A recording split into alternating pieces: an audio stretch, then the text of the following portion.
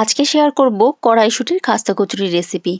Evening snacks হিসেবে চায়ের সাথে এই খাস্তা কচুরিগুলো খুব ভালো লাগে, আর একবার বানালে বেশ কয়েকদিন আপনারা স্টোর করে খেতে পারবেন।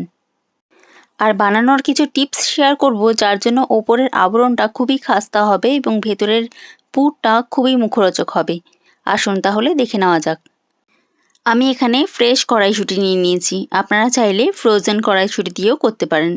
আর তার মধ্যে কিছু রসুন, আদা এবং লঙ্কা দিয়ে একটা পেস্ট বানিয়ে নিলাম। পেস্ট কিন্তু পাতলা করলে চলবে না, অল্প থিক করতে হবে। আর তারপর একটা ফ্রাইং প্যান নিয়ে তার মধ্যে সাদা তেল গরম করে দিয়ে দিলাম জিরে ফোড়ন। আর তারপরে পেস্ট করে রাখা কড়াইশুঁটিগুলোকে তেলের সাথে খুব ভালো করে ভেজে নেব এবং তারপর এখানে দিয়ে দেব সামান্য নুন, হলুদ এবং লাল লঙ্কার গুঁড়ো। সব মশলাগুলোকে কড়াইশুঁটির মধ্যে খুব ভালো করে মিলিয়ে নিতে হবে এবং কড়াইশুঁটি ভাজতে থাকতে হবে যতক্ষণ পর্যন্ত সবুজ রঙটা চেঞ্জ না হয়ে যায়। কড়াইশুঁটি যত ভালো করে ভাজবেন এখানে পুরটা অত ভালো করে রেডি হবে। দেখুন কালারটা কীরকম চেঞ্জ হয়ে গেছে। এই মুহূর্তে আমি সামান্য চিনি দিয়ে দিলাম ভাজা জিরে গুঁড়ো এবং সামান্য আমচুর পাউডার। যখন দেখবেন পুরটা নাড়ালে এরকম ছেড়ে ছেড়ে আসছে প্যান থেকে, তার মানে আমাদের পুর রেডি। সবশেষে এখানে চাট মশলা দিয়ে ভালো করে নাড়িয়ে চাড়িয়ে আমরা ঠান্ডা হওয়ার জন্য রেখে দিলাম। চাট মশলা দিলে পুর কিন্তু খুব মুখরোচক হয়। এদিকে চলুন আটার ডোটা রেডি করে নিই।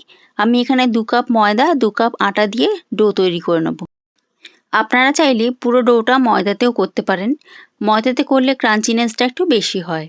আর তারপরে পুরোটার মধ্যে দিয়ে দিলাম সামান্য নুন, এখানে জোয়ান ক্রাশ করে দিচ্ছি এবং দিচ্ছি সামান্য খাবার সোডা দিলে এর খাস্তা ভাবটা খুব ভালো হয়। আর 1 চামচ ঘি দিয়ে ময়ামটা রেডি করে নিলাম।